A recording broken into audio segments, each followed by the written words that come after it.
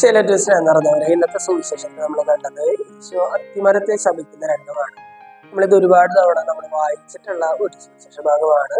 ഈശോയും ശിഷ്യന്മാരും വഴിയരികിലൂടെ പോകുമ്പോൾ ഈശോയ്ക്ക് വിശക്കുന്നു. ഈശോ പെട്ടെന്ന് ഒരു അത്തിമരം കണ്ട് അതിനടുത്തേക്ക് പോവുകയാണ്. എന്തെങ്കിലും ഉണ്ടാകാം എന്ന് വിചാരിച്ച് അതിനടുത്തേക്ക് പോകുന്നു. പക്ഷെ അവിടെ ചെല്ലുമ്പോൾ ഇലകളല്ലാതെ ഫലങ്ങളൊന്നും അതിൽ കാണുന്നില്ല.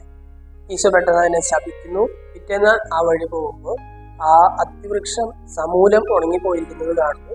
ശിഷ്യന്മാര് പറയുകയാണ്, ഇന്നലെ ശപിച്ച അത്തിവൃക്ഷന്റെ സമൂലം ഉണങ്ങിപ്പോയിരിക്കുന്നത് പറയുകയാണ്. ഈശോ പറയുന്ന ഒരു വചനമുണ്ട്. അതാണ് ഇന്നത്തെ ലക്ഷ്യം.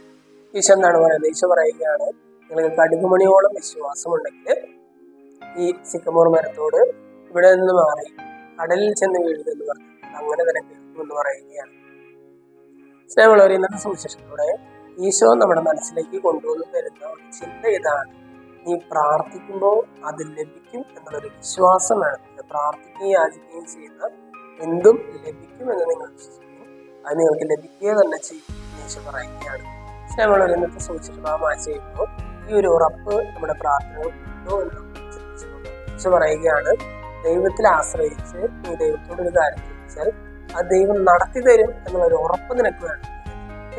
നിന്റെ നല്ലതിനാണെങ്കിൽ ദൈവം നിനക്ക് നടത്തി തരും എന്നുള്ളൊരു ഉറപ്പ് നിനക്ക് വേണം. ഒരു പക്ഷേ നീ ചോദിക്കുന്ന ഉടനടി ആ മൊമെന്റിൽ തന്നെ ദൈവം നിനക്ക് അത് സാധിച്ചു തരണമെന്നൊന്നുമില്ല, മറിച്ച് അത് സാധിച്ചു തരുമെന്നുള്ളൊരു പ്രത്യാശ നിനക്ക് വേണമെന്ന് പറയുകയാണ്. ആ ഒരു പ്രത്യാശ നമ്മളിൽ ഉണ്ടാകണം.